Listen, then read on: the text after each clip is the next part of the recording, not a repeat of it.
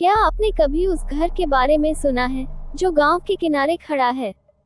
पुराना, सुनसान और शापित। लोग कहते हैं जो भी रात में वहां जाता है कभी वापस नहीं आता। राहुल और आकांक्षा, दो दोस्त, हमेशा डरावनी कहानियों में मजा लेते थे, लेकिन इस रात उन्होंने ठान लिया, चलो उस घर में रात बिताएं। जैसे ही उन्होंने कदम रखा, पुरानी दरवाजों की चरमराहट और दीवारों की खड़खड़ाहट उनका स्वागत करने लगी। धूल भरी हवा में अजीब सा गंध थी, हर कोने में चित्र थे और लगता था जैसे चित्रों की आंखें उन्हें घूर रही हों। राहुल ने फुसफुसाया, आकांक्षा, तुमने ये आवाज सुनी? आकांक्षा ने सिर हिलाया, लेकिन उनके चेहरे पर डर साफ था।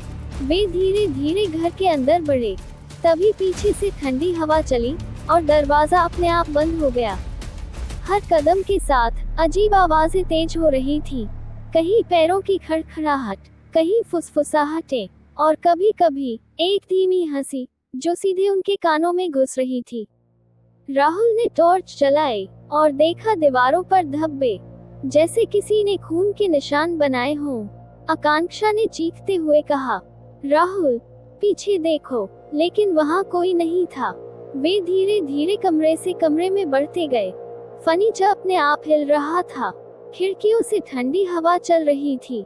राहुल ने तहखाने का दरवाजा देखा। डर और जिज्ञासा में वे दोनों नीचे उतर गए। नीचे अंधेरा और एक अजीब ठंडक। वहां उन्हें पुरानी किताबें और डायरी मिली।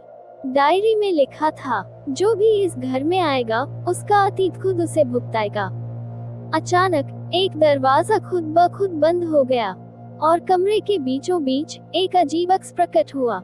राहुल ने फुसफुसाया, ये क्या है? जवाब में सिर्फ फुसफुसाहटें और गहरी हंसी थी। वे दोनों भागने की कोशिश करने लगे, लेकिन घर ने उन्हें रोक लिया, जैसे घर जिंदा हो और उनका पीछा कर रहा हो। दीवारों पर निशान बन रहे थे, छत से बूंदें टपक रही थी और उनके चारों ओर अजीब सी ठंडी हवा चल रही थी।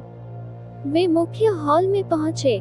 पुरानी तस्वीरें हिल रही थीं और तस्वीरों की आंखें जैसे जीवित हो गई हों।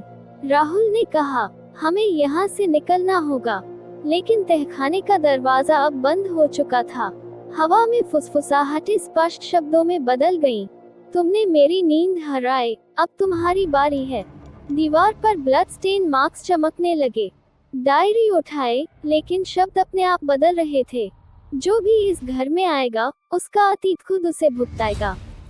आकांक्षा ने चीख लगाई और तभी अंधेरी परछाई उनके सामने प्रकट हुई।